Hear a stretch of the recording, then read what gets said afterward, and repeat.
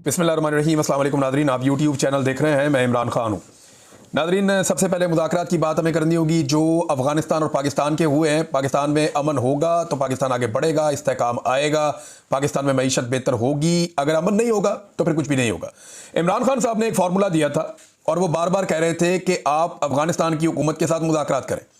वो ज़रूरी नहीं है कि वहाँ तालिबान के साथ मुज़ाकरात करें, वहाँ जो भी हुकूमत होगी आपको उसके साथ मुज़ाकरात करने पड़ेंगे। इससे पहले वहाँ पे अशरफ गनी की हुकूमत थी, इमरान खान साहब ने अपने दौर में उनको अंगेज किया। इससे पहले जो है वो वहाँ पे करजई साहब की हुकूमत थी, तो उस दौर में भी पाकिस्तान की उनके साथ बातचीत हुई। अब वहाँ पे हुकूमत है तालिबान की, तो आपको उनसे बात करनी पड़ेगी, चाहे आपको वो पसंद है या नहीं है। देखें ना, इंडिया के बड़े अच्छे ताल्लुकात थे कठपुतली हुकूमतों के साथ, लेकिन आज इंडिया तालिबान के साथ मुलाकातें भी कर रहा है, दौरे भी कर रहा है, उनके साथ अपने ताल्लुकात भी आगे बढ़ा रहा है और वहाँ पर कोई इन्वेस्टमेंट भी कर रहा है। तो पाकिस्तान को इससे फ़ायदा उठाना चाहिए था। इमरान खान साहब ने वक्त रहते यह बताया कि आप कभी भी अमन हासिल नहीं कर सकते जब तक कि आप अफगानिस्तान से बात ना करें। लेकिन जब तक लाशें गिर नहीं गई, जब तक लोग मारे नहीं गए, जब तक दहशतगर्दी ने सर नहीं उठा लिया, तब तक इन्हें होश नहीं आई। जब बहुत सारी लाशें गिर गई दोनों तरफ, तो उसके बाद इनको होश आई कि अब हम मुज़ाकरात करना चाहते हैं, और फिर मुज़ाकरात के लिए रास्ते बंद हो चुके थे। फिर इन्होंने जाके पाकिस्तान ने और अफगानिस्तान ने, क्योंकि अब सालिस की ज़रूरत पड़ेगी ना, जब आप एक लड़ाई में चले जाते हैं तो फिर आपकी एतमाद साजी नहीं रहती। वो एतमाद नहीं है पाकिस्तान को अफगानिस्तान पे और अफगानिस्तान को पाकिस्तान पे जो पहले हुआ करता था। यही मुज़ाकरात जो अब कतर में हो रहे हैं, यही मुज़ाकरात जो अब होने जा रहे हैं आने वाले दिनों में इस्तांबुल में, तुर्की में, ये मुज़ाकरात इस्लामाबाद में हो सकते थे, ये मुज़ाकरात पेशावर में हो सकते थे। वहां बातचीत हो सकती थी, बड़ी इज्जत के साथ दोनों फ्रीकैन मिलकर बातचीत तय कर सकते थे और शायद उनमें एतमाद ज्यादा होता। लेकिन अब जो है वो दूसरे फ्रीक बीच में पड़े हुए हैं, कुछ है ना कोई और, ये अरब ममालिक हैं, इनकी गारंटियां हैं, सऊदी अरब की गारंटी है, तुर्की बीच में पड़ा हुआ है, कतर बीच में पड़ा हुआ है। अब कोई लोग ईरान की भी बात कर रहे हैं कि उनकी भी बीच में वो भी पड़ेंगे इसमें। तो अब आप अंदाजा करें कि ये हालात पैदा हो गए पाकिस्तान के लिए कि एक हमसाया मुल्क जो ब्रदर इस्लामी मुल्क है, जिस मुल्क की दो बड़ी जंगों में पाकिस्तान का बड़ा कलीदी रोल रहा, वो तालिबान जिन्हें पाकिस्तान ने खुद तख्लीक किया था, वो तालिबान जिन्हें पाकिस्तान ने खुद ट्रेंड किया था, आज जब उनकी हुकूमत आई तो बजाय इसके कि वो पाकिस्तान की बात मानते और पाकिस्तान के मुताबिक चलते, पाकिस्तान दुनिया भर के जाके दरवाजे खटखटा के उनके साथ बात कर रहा है। अनफॉर्चुनेट। ख्वाजा आसिफ साहब ने एक तरफा स्टेटमेंट दे दिया। वैसे ख्वाजा साहब को पता नहीं झूठ बोलने की आदत है, इस उम्र में बंदे को झूठ बोलना नहीं चाहिए। ख्वाजा साहब का स्टेटमेंट मैं पढ़ रहा था, वो बिल्कुल किसी और तरह है, और जो स्टेटमेंट हमारे पास आया कतर से, वो बिल्कुल किसी और तरह है। जो कतर से आने वाला स्टेटमेंट है वो कुछ और बता रहा है, और जो ख्वाजा आसिफ ने स्टेटमेंट दिया वो कुछ और बता रहा है। ख्वाजा आसिफ एक तरफा कह रहे हैं कि जी अफगानिस्तान पाकिस्तान में अब दरअंदाजी नहीं करेगा, दहशतगर्दों की सहूलतकारी नहीं करेगा, और ये वो सारी चीज़ें वो कह रहे हैं अपने ट्वीट में, मिलती जुलती जैसे इनको आदत है। लेकिन जो कतर का स्टेटमेंट है वो ये बता रहा है कि ये दो तरफा हुआ है मामला। यानी मैंने आपको पहले भी बताया था कि अफगानिस्तान को भी प्रॉब्लम है दाइश से, और अफगानिस्तान बार बार ये कहता है कि पाकिस्तान के अंदर दाइश के ठिकाने, जहां से लोग आकर अफगान तालिबान की हुकूमत को डिस्टेबलाइज करते हैं और वहां जाके कार्रवाइयां करते हैं। इसी तरह पाकिस्तान को शिकवा टीटीपी से कि तरीके तालिबान पाकिस्तान क्योंकि अफगानिस्तान में है, वो वहां से आके यहां पे कार्रवाई करती है। तो दोनों के शिकवे थे, दोनों के गिले थे, दोनों जगहों पे दहशतगर्दियां हुई हैं, दोनों ने लिस्टें फराम की हैं, और दोनों ने इस बात का आज़म किया है कि एक दूसरे की सरजमीन के ऊपर मुदाखलत नहीं करेंगे। मैं उम्मीद करता हूं कि ये जंगबंदी कायम रहेगी, लेकिन मैं चंद चीज़ें आपके सामने रखना चाहता हूं। एक तो इसी लड़ाई को लेकर जब इमरान खान ने कहा कि मुज़ाकरात करें, तो पाकिस्तान की मिलिट्री एस्टेब्लिशमेंट और उनके जो आला-ए-कार इस वक्त हुकूमत में बैठे हैं, ये सारे फतवे दे रहे थे। कोई आयतें सुना रहा था, कोई गज़वात के हवाले दे रहा था, कोई जो है वो कह रहा था इमरान खान तालिबान खान है, कोई पाकिस्तान का दुश्मन और गद्दार डिक्लेयर कर रहा था, कोई ये कह रहा था अफगानिस्तान एक दहशतगर्द मुल्क है और हमारा दुश्मन मुल्क है, और कोई ये कह रहा था कि दहशतगर्दों के सहूलतकारों के लिए हम कोई गुंजाइश नहीं छोड़ेंगे। ये बात बार बार की जा रही थी कि ये सहूलतकार दहशतगर्दों के अमन के लिए गुंजाइश नहीं छोड़ेंगे, ये कहा जा रहा था। और अब उन्हीं से जाकर जिनको दहशतगर्द कहा गया, जिनको दुश्मन कहा गया, उनके साथ बैठकर बात करनी पड़ी। देखिए, जब इमरान खान साहब को ये बात पता चली ना, अरीमा खानम वगैरह गए और उन्होंने अदालत के अंदर इमरान खान को ये बताया। मुलाकातें तो इमरान खान की होती नहीं है, अदालत में केस चलता है, उसी बहाने मुलाकात होती है।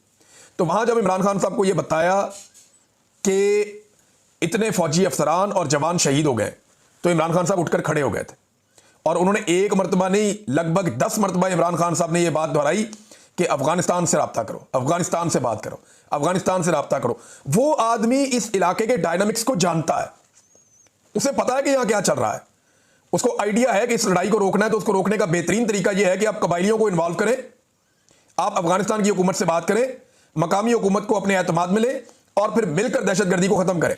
अगर आप एक तरफा लड़ाई लड़ते रहेंगे तो फिर आप 20 साल और लड़ दें। इससे पहले भी आप 20 साल से ये लड़ाई लड़ रहे हैं, 20-25 साल हो गए आपको, आप 25 साल और लड़ दें।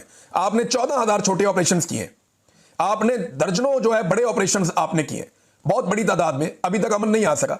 अमन लाने का एक ही तरीका है, जब पूरा खित्ता अमन के लिए तुल जाएगा, और वो अफगानिस्तान की शमूलियत के बगैर मुमकिन नहीं है। तो इमरान खान को जो लोग ताने देते थे, अब वही काम कर रहे हैं और वो पहुंचे हैं। और देखिए ये क्यों इन्हें करना पड़ा।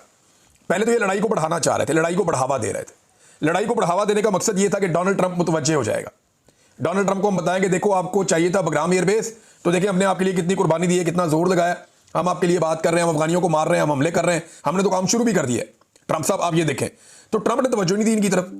ट्रंप अपने पंगों में फंसा हुआ है, वहां पे अमेरिका में जो चल रहा है वो मैं आपको भी बताता हूं थोड़ी देर में।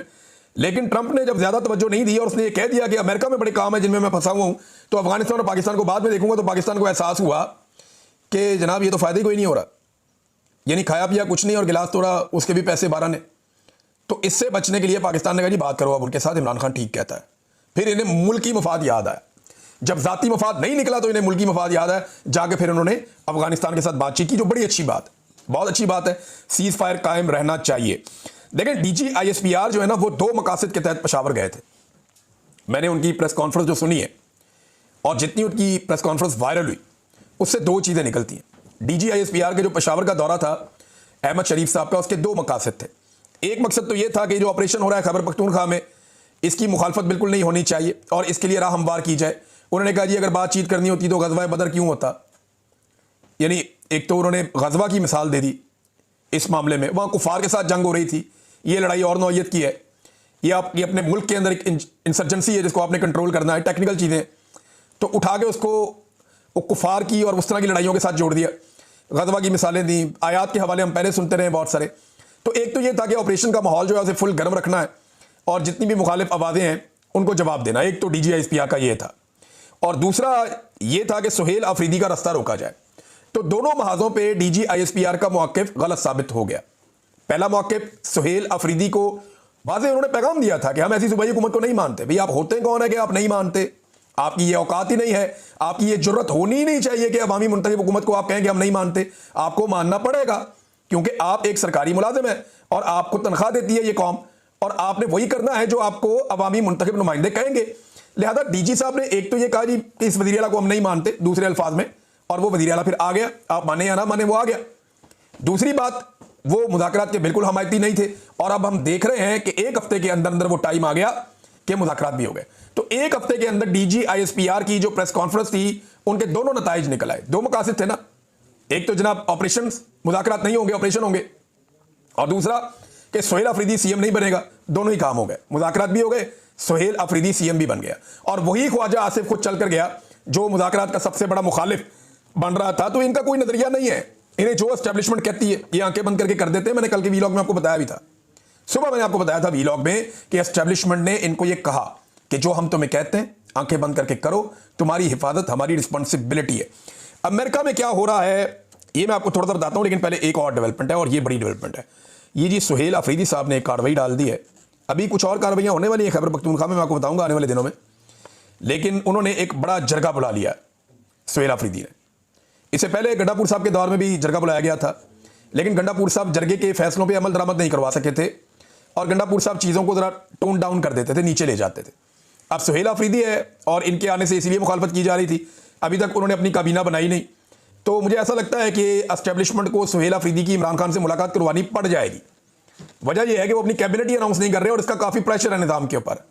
दूसरा, अभी उन्होंने अमन व अमान के हवाले से एक आला सतही इजलास भी बुलाना है जिसमें मिलिट्री भी आगे शामिल होगी, उनको भी बुलवाना पड़ेगा, वो भी आएंगे, CM हाउस में आएंगे, लेकिन उससे पहले भी उन्होंने इमरान खान को मिलना है। तो सुहेल अफरीदी ने कहा कि खैबर पख्तूनख्वा के अवाम की जिंदगी और उनके मुस्तकबिल का फैसला सूबे के लोग खुद करेंगे, किसी को भी बंद।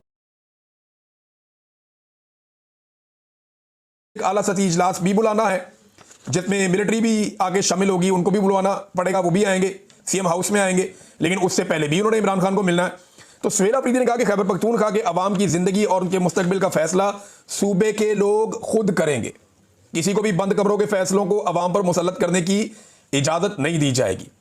इस सिलसिले में क़याम अमन के लिए बरोज़ हफ्ता 25 अक्टूबर 2025 को खैबर पख्तूनख्वा का ज़िला खैबर में तहसील बाड़ा में तमाम सियासी वाबस्तगियों से बालातर होकर कबायली अमायदीन, मुशरान और नौजवानों का बड़ा अमन जरगा मुनक्कद किया जाएगा। इससे पहले इतना बड़ा जरगा हुआ था जब मंजूर पश्तीन ने दावत दी थी सबको, और एक बड़ा जरगा किया था खैबर पख्तूनख्वा में। उस वक्त अली अमीन गंडापुर साहब की हुकूमत थी, कई नौजवान शहीद हो गए थे और जो खैबर पख्तूनख्वा की पुलिस है उन्होंने जरगे के ऊपर अटैक भी किया था। बाद में फायर फाइटिंग के लिए अली अमीन गंडापुर साहब खुद भी वहां गए थे। बहरहाल वो जरगे के मुतालबात कहाँ गए, कोई बात सामने नहीं आई। उसके बाद हम देख रहे हैं ऑपरेशन पे ऑपरेशन चल रहा है। अब ये बड़ा इम्तिहान है सुहेल अफरीदी का कि वो जरगा बुलाते हैं तो जरगे में जो चीज़ें तय होती हैं उन चीज़ों का क्या बनेगा। बहरहाल उन्होंने कहा जी कबायली हमायदीन आएंगे, मुशरान आएंगे, नौजवानों का बड़ा अमन जरगा मुनक्कद किया जाएगा। खैबर पख्तूनख्वा की हुकूमत इमरान खान के नज़रिए और सूबे के अवाम के मफाद के साथ खड़ी होगी इंशाअल्लाह। सिक्योरिटी के सख्त इंतजाम करने चाहिए क्योंकि जो अमन के दुश्मन है वो ऐसी किसी कोशिश को जहाँ पे अवाम की आवाज़ आए सबोटाज करने की कोशिश भी कर सकते हैं।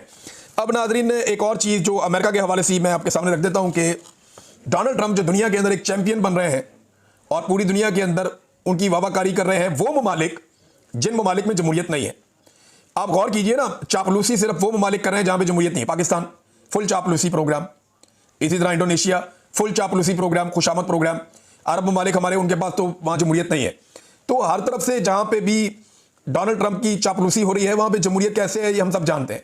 इस वक्त तुर्की में तैयब उर्दगान की हालत क्या है और वहां की अपोजिशन की क्या हालत हो चुकी है और कर दी गई है, ये भी जरा कभी आप स्टडी करेंगे। मैं एक वीलॉग इसके ऊपर करूंगा कि तैयब उर्दगान अब वो नहीं रहे। तैयब उर्दगान में बड़ी इनकलाबी तब्दीलियां हुई गुज़िश्ता 5-7 साल में, 8 साल में, और अब वो खुद भी एक डिक्टेटर के तौर पे वहां पे कुछ लोग उन्हें पहचानते हैं।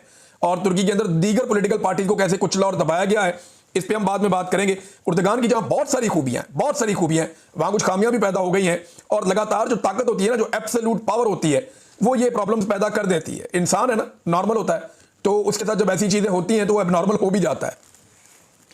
अब अमेरिका के अंदर एक मूवमेंट शुरू हो गई डोनाल्ड ट्रंप के खिलाफ।